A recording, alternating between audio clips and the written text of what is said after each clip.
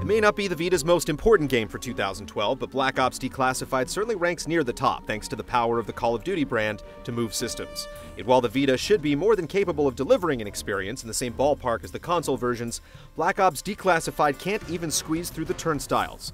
What we have here is a sloppy, stripped-down shooter that should have remained confidential. We're ready to fly.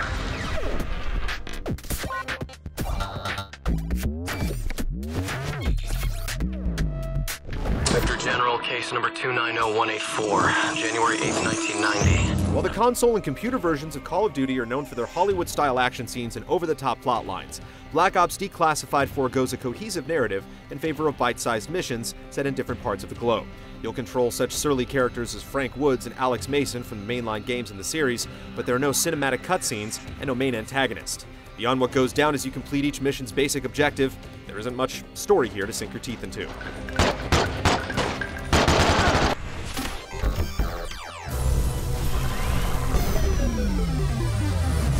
All clear.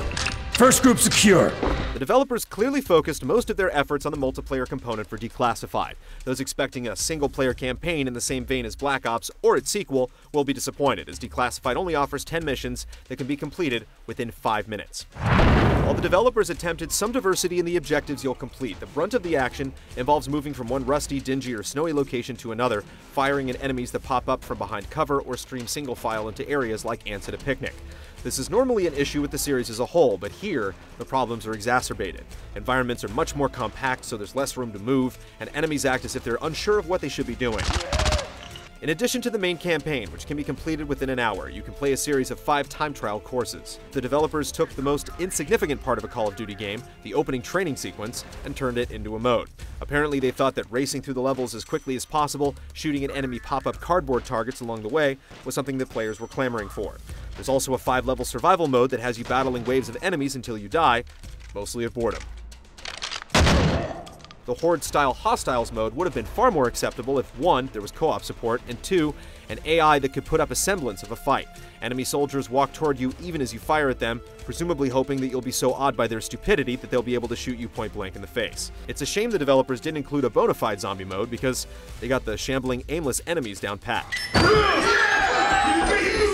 Of course, the heart of any Call of Duty game is its multiplayer, so while the single-player content is disappointing, it's not a make-or-break issue, right?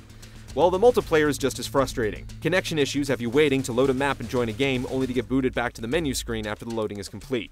When you finally do get in, you'll discover players being dropped and added faster than courses at the beginning of a college semester. There are also strange glitches. Bodies of your opponents stay on the ground, even after respawn, so you'll find a number of players going prone to hide among the corpses. Spawn camping is alive and well thanks to the small environments, which only support a maximum of 8 players, and though the basics of Call of Duty multiplayer are included, from weapon-specific achievements and leveling to the ability to save custom classes, the scope is significantly scaled back. There are only 12 perks, 7 kill streak options, and 9 attachment choices for primary weapons.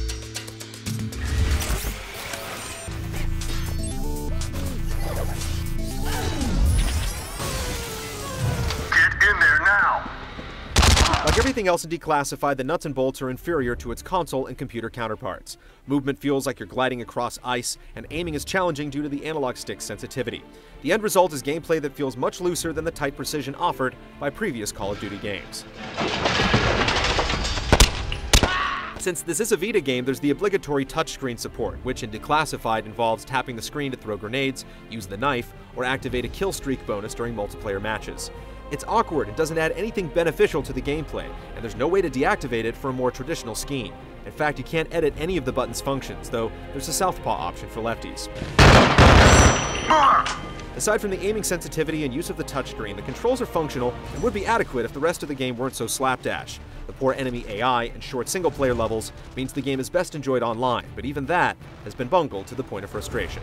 Good work, gentlemen.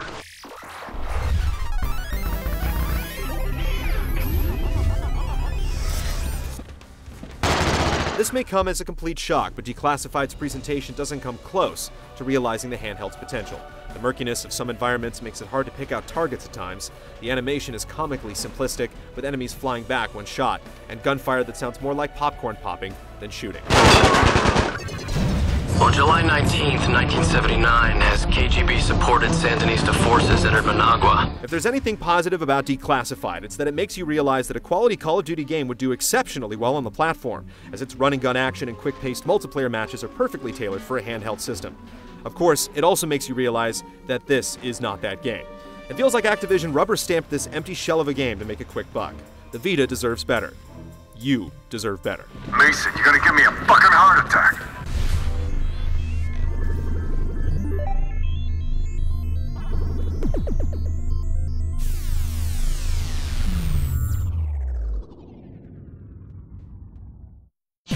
See this and other GT shows and game reviews on the GT Originals iOS app, available now on the App Store.